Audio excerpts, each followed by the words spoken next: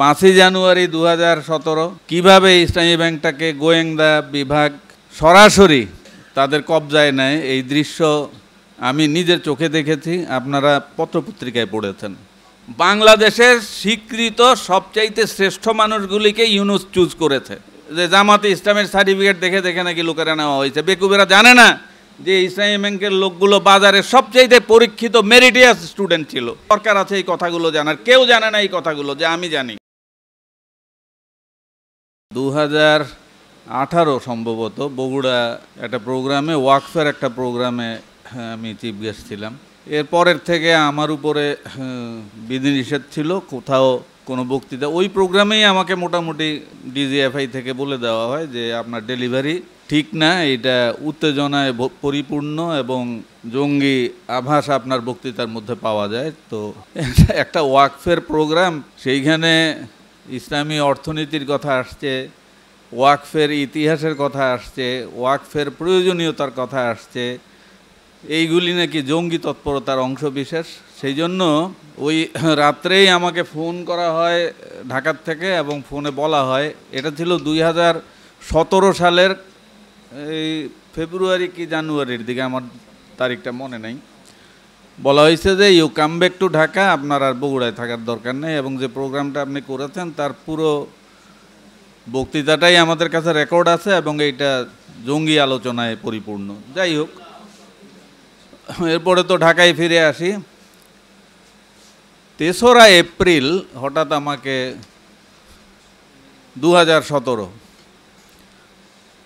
কয়েকটা তারিখ আমাদের জীবনের জন্য খুবই ইম্পর্ট্যান্ট। একটা হইল 5ই জানুয়ারি 2017 কিভাবে ইসলামী ব্যাংকটাকে গোয়েন্দা বিভাগ সরাসরি তাদের কবজায় নেয়, এই দৃশ্য আমি নিজের চোখে দেখেছি, আপনারা পত্রপত্রিকায় পড়েছেন। 5ই মে 2013 হেফাজতের নিষ্পেষণ, 5ই অগাস্ট 2024। মানে আমি জানি না এই 5গুলো আল্লাহ কি করে সিলেক্ট করেছেন। হতে পারে ঈমান, নামাজ, রোজা, হজ, যাকাত, এই যে ইসলামের 5টা স্তম্ভ, 5কে আল্লাহ পাক কেন এইভাবে পছন্দ করলেন। তো যাই হোক, এপ্রিলের 3 তারিখ 2017 আমি আমার চেম্বারে কাজ করতেছিলাম, 15 তলায় আমার চেম্বার, এমডি সাহেবের পাশেই। সারাদিন এই বিল্ডিংয়ে অনেক কিছু হয়েছে, কিন্তু আমি কিছুই টের পাইলাম না। ডিজিএফআইয়ের একজন ব্রিগেডিয়ার জেনারেল আসলেন একটা চিঠি নিয়ে, আমার নামে লেখা, শুধু আমার নামে। প্রথম চিঠিটা ইসলামী ব্যাংকের আমার নামে লেখা, 4 লাইন লেখা হয়েছে। সেখানে বলা হয়েছে আমি একটি রাজনৈতিক দলের সক্রিয় সমর্থক এবং প্রশিক্ষণদাতা, তাদেরকে আমি ট্রেনিং দেই, বিভিন্ন ট্রেনিং প্রোগ্রামে আমি বক্তৃতা দেই,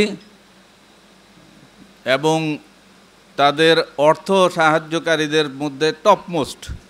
বেতন পাই কত আর দেই কত এটা তো সবাই জানে। তো যাই হোক, আমাকে ডেকে নেওয়া হলো বিকাল 5:30টার দিকে। আরাস্তু খান স্যার ছিলেন চেয়ারম্যান, ওনার চেম্বারে আমাকে ডাকা হলো। সেখানে মেজর জেনারেল আব্দুল মতিন সাহেব ছিলেন, যিনি আমাদের তখনকার ইসি কমিটির চেয়ারম্যান, খুবই ভালো মানুষ। উনি বললেন যে জামান, আমরা দীর্ঘ 4 ঘন্টা ধরে ডিজিএফআই, প্রাইম মিনিস্টারের অফিস, ও তখন মেজর জেনারেল জয়নুল আবেদিন ছিলেন প্রাইম মিনিস্টার অফিসের সামরিক দিক দেখতেন, তো সবার সঙ্গে আলাপ করে নিশ্চিত হয়েছি যে আপনাকে আর এই ব্যাংকে রাখা যাচ্ছে না। তো আমি কিছু না, আমার মুখে তখন হাসি দেখে ওনারা অবাক হইলেন যে এই লোক হাসতেছে কেন, এই লোকের চাকরি চলে যাচ্ছে, এই লোক হাসতেছে। তাই আমি বললাম যে স্যার, এটা যদি আল্লাহর পক্ষ থেকে ফয়সালা হয়ে থাকে তো এই সিদ্ধান্ত আমার জন্য নিশ্চিত কল্যাণকর। কারণ এইরকম সার্টিফিকেট তো আমি জামাতে ইসলামী কাজ কইরা আমারে দিত না। কাজ করলে জামাতে ইসলামী এরকম সার্টিফিকেট দিত? কোনোদিন দিত না। বা আমার মরণের সময় এই কথা জামাতে ইসলামী কইতো না যে আল্লাহ তারে মাফ করে দিও, হে জামাত ইসলামী করছে, আল্লাহুম্মা মাগফির হাইয়ানা ওয়া মাইয়িতানা ওয়া গায়িবানা ওয়া সাগীরানা ওয়া কাবীরানা, দোয়া এটাই না বেশির থেকে বেশি ভক্ত। তো যাই হোক, এটা আমার জন্য অনেক কল্যাণকর। আপনারা কেউ এটা নিয়ে কোনো রকমের রিপারকেশন না করা ভালো। আমি ওই চিঠিটা সাথে সাথে নিয়ে চলে আসছি। আমার বন্ধু যিনি পরবর্তীতেও অনেক বছর ব্যাংকে ছিলেন, নাম বলবো না, এই কুমিল্লার কৃতি সন্তান, কিন্তু অনেক দুষ্কৃতির সাক্ষী উনি, আমি নাম বললাম না। উনি আমাকে একটা কি বলবো, মানে আসার সময় দীর্ঘদিন 37 বছর একত্রে চাকরি করেছি, কেমন একটা বিদায়ও তো উনি দিতে পারতেন, ওনার চেম্বারে ডেকে বলতে পারতেন, উনি তখন এমডি ছিলেন। এগুলি সবই লেখা থাকবে, আমি জীবনে কোনোদিন ভুলবো না। তিনি আমার বন্ধু ওনার যাই হন।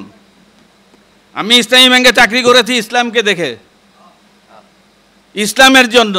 1984 সালে যখন পরীক্ষা হয়, প্রফেশনাল অফিসারের পরীক্ষা, আমি একটু সময় বেছে নিব, আপনার দরকার আছে এই কথাগুলো জানার, কেউ জানে না এই কথাগুলো যে আমি জানি। 1984 সালে যখন এই ব্যাংকের প্রফেশনাল অফিসার নেওয়ার জন্য পরীক্ষা, প্রথম পরীক্ষা ইসলামী ব্যাংকের প্রথম ব্যাচ, আমার তখন MA পরীক্ষা চলতেছিল চিটাগাং ইউনিভার্সিটিতে। আমরা মাত্র 2 জন এই চ্যালেঞ্জ নিয়ে আসছি যে রোববারে পরীক্ষা দিয়ে সোমবারে অনার্সের মাস্টার্সের সেকেন্ড পার্ট পরীক্ষা দিব, আর কেউ রাজি হয় নাই। এত ঝুঁকি নিয়ে ইসলামী ব্যাংকের পরীক্ষা দিছি। বলা হয় যে ইসলামী ব্যাংকের লোকদের যে জামাতে ইসলামের সার্টিফিকেট দেখে দেখে নাকি লোকেরা নেওয়া হয়েছে। বেকুবেরা জানে না যে ইসলামী ব্যাংকের লোকগুলো বাজারে সবচেয়ে পরীক্ষিত মেরিটিয়াস স্টুডেন্ট ছিল। এগুলি পরীক্ষা দিয়ে নেওয়া হয়েছে, ভাইবা নেওয়া হয়েছে, রিটেন পরীক্ষা নেওয়া হয়েছে।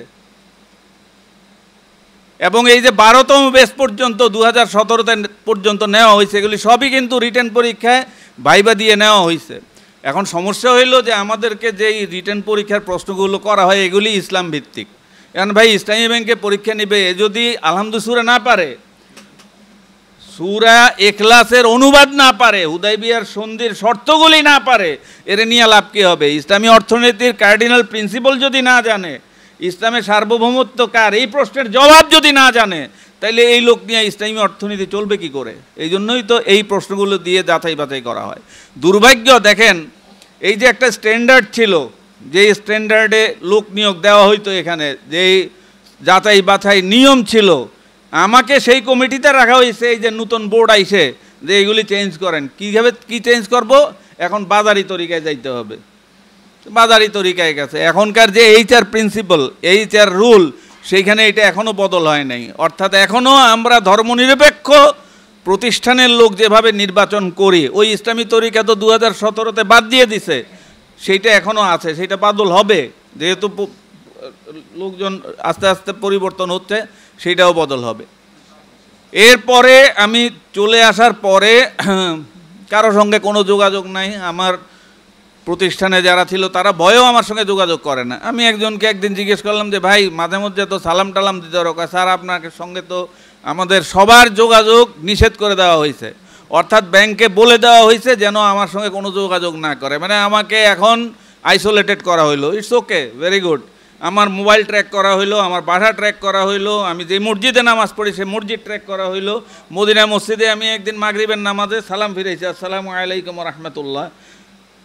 পাশের ভদ্রলোক আমাকে বলে যে আপনার নাম শামসুজ্জামান না? আমি বলি জি। আপনি ইসলামী ব্যাংকের এডিশনাল MD না? জি। আপনার বাসার সামনেরটা না? আমি বলি হ।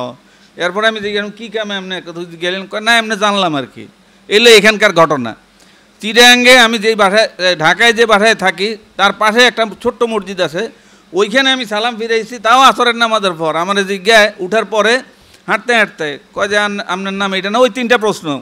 তখন আমি বুঝলাম যে আমার সমস্ত মুভমেন্ট তারা চেক করছে, সমস্ত মুভমেন্ট তারা চেক করছে। এবং একটা গাড়ি কনস্ট্যান্টলি দীর্ঘ 2-3 বছর, এই গাড়ি কবে গেছে তা আমি জানি না, আমার কাছে মনে হয় যে 2-3 বছর আমার সামনে পুলিশের একটা গাড়ি পাহারা দিত আমার বাসার সামনে। এরপরে আমাকে, ওটা তো বিদায় হয়ে গেলাম, আমাকে টার্মিনেট করা হইলো। আমাদের যে সার্ভিস রুল আছে তাতে একমাত্র নৈতিক কোনো অপরাধ কেউ করে থাকে অথবা যার ব্যাংকের টাকা পয়সা আত্মসাৎজনিত কোনো অভিযোগ থাকে তাকেই টার্মিনেট করা হয়। আর আমাকে টার্মিনেট করা হয়েছে কী কারণে আমি জানি না। আমার ওইখানে লেখা হয়েছে কালকের থেকে তুমি অফিসে আসবে না, তোমার টার্মিনেট করা হয়েছে, এই 2 লাইন, ফিনিশ। এরপরে জুন মাসের দিকে 3 মাস চলে যাওয়ার পরে হঠাৎ আমাকে ফোন করলো যে হ্যাঁ আপনি আসেন, আপনি কি আছেন ঢাকায়? বলে হ্যাঁ আছি ঢাকায়। বলে আপনি তাইলে একটু বনানী আমার বাসায় আসেন। ফোন করলেন ওই বড় বড় ভাই তো চিনেন, আমি আর বলবো না নাম, যার নাম বলতে বলতে আল্লাহরেও এতবার মাইনছে কয় না যতবার এই ম্যাটার নাম পত্রিকায় ছাপা হয়েছে। হ্যাঁ, বড় ভাই ফোন করলেন যে আপনি একটু আমার বনানী বাসায় আসেন, আমার দরকার আছে আপনারে। তো ঠিক আছে, আমি গেলাম। উনি কিন্তু আমার সঙ্গে অনেক আগের থেকে পরিচিত, আমি খাতুনগঞ্জেও ব্যবসা করে আসছি। তো আমি গেলাম, যাওয়ার পরে উনি আমাকে বললেন যে ব্যাংক তো চলতেছে না আপনাকে ছাড়া, এখন ব্যাংকের ওভারডিউ ক্লাসিফাইড অনেক বেড়ে গেছে। ওরা জানে, আজিজ এবং মনির তারা জানে যে আমি ইসলামী ব্যাংকে কয়েকটা বিষয়ে মাস্টার ছিলাম। একটা হইলো anti money laundering and anti terrorist activities, মানে যেটা ওই যে বলে না জঙ্গি দমন তৎপরতা, জঙ্গি অর্থায়ন তৎপরতা, এইটার আমি এক নাগারে 6 বছর chief anti money laundering compliance officer ছিলাম ইসলামী ব্যাংকে, এক নাগারে 6 বছর। এরপরে রিকভারি অর্থাৎ পচা জিনিস উদ্ধারের ব্যাপারে আমার চাইতে সবচাইতে ভালো জানা লোক ইসলামী ব্যাংকে ছিল না, যেই কারণে আমি যেই পদেই থাকতাম আমার পচা জিনিস ঘাটতে হইতো। মানে যেই লোন পচা হয়ে যায়, নষ্ট হয়ে যায় এবং মন্দ হয়ে যায়, ক্লাসিফাইড হয়ে যায়, সেই লোন আদায়ের ব্যাপারে আমার চাইতে পটু আর কেউ ছিল না, যেই কারণে ওই পদে আমাকে সবসময় রাখা হইতো। এমনকি আমি ডেভেলপমেন্টে থাকছি, অডিটের হেড ছিলাম, তাও পচা জিনিস ঘাটতে হয়েছে। এরপরে আইটির হেড ছিলাম, সেইখানেও পচা জিনিস ঘাটতে হয়েছে। অপারেশনের হেড ছিলাম, তাও পচা জিনিস ঘাটতে হয়েছে। যেই সময় আমার বিদায় করে এই সময় পচা জিনিস ঘাটা অবস্থার থেকে বিদায় করছে। এখন আবার আমাকে প্রস্তাব দেওয়া হচ্ছে পচা জিনিসের পাহাড় জমে গেছে, স্তূপ হয়ে গেছে, এইটা এখন মিউনিসিপ্যালিটির ওই যে ময়লা পরিষ্কার কারকদের মতো পরিষ্কার করতে হইবে, তুমি ছাড়া এটা পরিষ্কার করার কেউ নাই। তা আমি ওনাকে একটা শর্ত দিলাম যে হ্যাঁ আমি ইসলামী ব্যাংকে আসবো, প্রোভাইডেড দ্যাট আমার কথা শুনতে হবে, আমাকে আপনি শুনাইতে পারবেন না। যেরকম এখন আমাদের এই যে গ্রামীণ ব্যাংকের ইউনুস সাহেব আসার আগে বলছিলেন যে আমাকে ডাইকা নিতেছেন তো, সুতরাং আমার কথা আপনাদের শুনতে হবে। এক্স্যাক্ট এই কথাটাই আমি আরও কয়েক বছর আগে ওনাকে বলছিলাম ওনার বাসায়, যে আমার কথা আপনাকে শুনতে হবে, আমি ব্যাংকার, আমি ব্যাংক ভালো বুঝি, আমি ব্যাংক চালাবো, আপনি মালিক, আপনি মালিকের জায়গায় থাকবেন, আমার উপরে কোনো প্রভাব সৃষ্টি করতে, এই কথা ওনারা ওই দিন আমি বলছিলাম। কিন্তু ঘটনা উল্টা ঘটে গেছে। এর ধরেন 7-8 মাস পরে উনি আমাকে হঠাৎ একদিন ডাকলেন, ডিসেম্বর মাস, ডিসেম্বর মাসে তো বোঝেন যে ব্যাংকের একটা অ্যানুয়াল ক্লোজিং হয়, সেখানে অনেক দৌড়ঝাঁপ করতে হয়। তো এইগুলো ওভারডিউ ক্লাসিফাইড কমানোর জন্য আমার মাথায় যত রকমের বুদ্ধি ছিল, যত রকমের হিকমত ছিল, আমি সব অ্যাপ্লাই করেছি। একটা ঘটনা ওনার নোটিশে গেছে, তো উনি আমাকে ডাকলেন, আমি গেলাম। এটা আজিজ এবং মনির তারা ভালো জানে। চিটাগাঙ্গেরই একটা ক্লায়েন্টের 120 কোটি টাকা লাইবিলিটি ছিল, তার মাত্র 20 কোটি টাকা আমার কাছে অ্যাসেট ছিল কোলেটারেল। তো ওইটা বিক্রি করে তো আর আমি 120 কোটি টাকা পাবো না, জামানত তো এই পরিমাণ মানুষের থাকে না, অথবা এই পরিমাণ মানুষ বন্ধকও দেয় না যেই পরিমাণ টাকা তারা ব্যাংক থেকে বের করে নেয়। তখন আমি বললাম যে এটা তো দীর্ঘ 10 বছর ধরে এই অবস্থায় আছে, এইটার জন্য আমাদের 110 কোটি টাকা প্রভিশন করা লাগে। তার মানে হইল ভালো গ্রাহকেরা যে মুনাফা আমাদেরকে দেয়, সেই মুনাফার থেকে এই পচা গ্রাহকের জন্য আমাকে 110 কোটি টাকার প্রভিশন সংস্থান রাখতে হয় ব্যালেন্স শিটে, মারাত্মক ব্যাপার। তখন উনি আমারে প্রস্তাব দিলেন, অর্থাৎ ওই ক্লায়েন্ট আমাকে প্রস্তাব দিল। আমি অনেক পার্সু করার পরে বললো যে ভাই আমি আপনারা 1 কোটি টাকা নগদে দেই, আর আমারে আপনি 10 বছর জন্য রিশিডিউল করে দেন। 10 বছরের রিশিডিউল তো ব্যাংক করতে পারে না বাংলাদেশ ব্যাংকের নিয়ম অনুযায়ী। তখন আমি কোথায় গেলাম, আমি কোর্টে চলে গেলাম। মানে কোর্টে গিয়ে আমি বললাম যে এই লোক ব্যাংকের থেকে টাকা নিচে দিতে পারতেছে না, এখন সে একটা সলিউশন চাইছে, আমাদের কাছে সলিউশনটা পছন্দ হয়েছে, আপনি রাজি, কোর্ট রাজি কিনা, কোর্ট যদি রাজি হয় তাইলে আমরা এটা সোলেনামা করে দিতে পারি। কোর্ট রাজি হয়েছে, আমি কনভিন্স করছি, কোর্ট রাজি হয়েছে। এটা আবার বোর্ড হয়ে গেছে কিন্তু, তার মানে আমার ম্যানেজমেন্ট কমিটি, ইসি কমিটি এবং বোর্ড সবাই এগ্রি করছে। এগ্রি করার পরে, এবং আমি এটাও আপনাদেরকে বলি যে এই যে নূতন পরিষদ আসছিল, এসালাম যে নূতন পরিষদ দিছিল, এই নূতন পরিষদের মধ্যে 3টা ব্যাংকের প্রতিষ্ঠিত এমডি ছিলেন, 3 জন এমডি ছিলেন। খুব প্রথম যখন দিছে বোর্ডটা, ভালো মানুষের বোর্ড দিছিল প্রথম বোর্ডটা, ওটা 5-6 মাসের বেশি কাজ করে নাই, এটা মানুষের আস্থা অর্জনের জন্য। ওই বোর্ডে আমি যদি কোনো প্রপোজাল নিতাম তাইলে কেউ আমার প্রপোজাল পড়তো না, সবাই বলতো যে শামসুজ্জামান আনছে তো এইটা পড়ে শুনে আনছে, সুতরাং ওর প্রপোজাল পড়তে হবে না, পাস, বিনা পড়ায় পাস। তো যাই হোক, আমি এটা কোর্টে নিয়ে যখন সোলেনামা করলাম, উনি আমারে ডাকলো যে না এটা ক্যান্সেল করে দেন। কেন? আমি কেন ক্যান্সেল করব? কয় যে এটা আমার পছন্দ না। আমি বললাম যে আপনার পছন্দ তো ব্যাংক চলবে না, আপনি মালিক, আমি যেদিন আসছি ব্যাংকে সেদিনই আপনার বলছিলাম যে আমি ব্যাংকার, আমার বুঝ মতো ব্যাংকটা চালামু, আপনি এখানে মাতব্বরি করেন না, আপনি মালিকের জায়গায় থাকবেন। আর এখন আপনি আমার ডাক্কা কইতেছেন এইটা আপনি বাতিল করে দেন। কেমনে বাতিল করবো? এটা তো কোর্ট করছে, আপনি কোর্টে যাইয়া কইতে আমি এটা চাই না। তা আমি একটা জিনিস নিছি, এটা এখন যদি কোর্টে যাই তাহলে জীবনেও আর কোনো দিন কোর্টে আমি যাইতে পারবো না। ওই দিনই শেষ চাকরি আমার, আমি আর যাইনি। অর্থাৎ এটা হইলো দ্বিতীয়বার যখন আমাকে নিছিল, এর পরের ঘটনা। তাহলে এখন আপনারা বুঝতে পারেন যে পুরা ব্যাংকটাকে একটা ব্যক্তির মুঠির মধ্যে ধারণ করা হয়েছিল। শুধু একটা ব্যাংক না, 7টা ব্যাংক উনি ওনার মুঠির মধ্যে এইভাবে ধারণ করেছিলেন। এটা গেল এক পার্ট। সেকেন্ড পার্ট আসতেছে ফাসাব্বিহ বিহামদি রাব্বিকা ওয়াস্তাগফিরহু। আল্লাহ আমাদের একটা তৌফিক দিয়েছেন, সুযোগ একটা করে দিয়েছেন। এই সুযোগ সবসময় আসে না। আবাবিল পাখি একটা ছোট্ট বস্তু, এটা খুব বেশি বড় কিছু না। কেমন? আব্রাহার বাহিনীকে ধ্বংস করার জন্য প্রয়োজন ছিল ট্যাঙ্কের, প্রয়োজন ছিল ক্ষেপণাস্ত্রের, যেই শক্তি এবং সামর্থ্য তারা নিয়ে আসছিল কাবাঘর আক্রমণের সময়। আমি সূরা ফিলের অবতরণকে বলছি, ভূমিকা বলছি।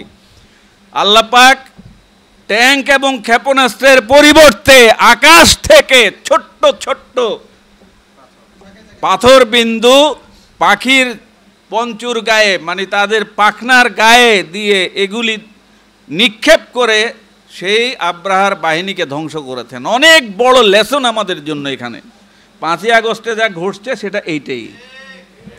1978 সালে আপনার ইরানে, আপনাদের মনে থাকার কথা যে ইরানে বিপ্লব সংগঠিত হওয়ার পরে আমেরিকার ছাত্রদেরকে এবং আমেরিকার রাষ্ট্রদূতকে ঘেরাও করেছিল, এবং সেইখানে সেই রাষ্ট্রদূত এবং রাষ্ট্রদূতের সঙ্গে লোকদের, ছাত্রদের উদ্ধার করার জন্য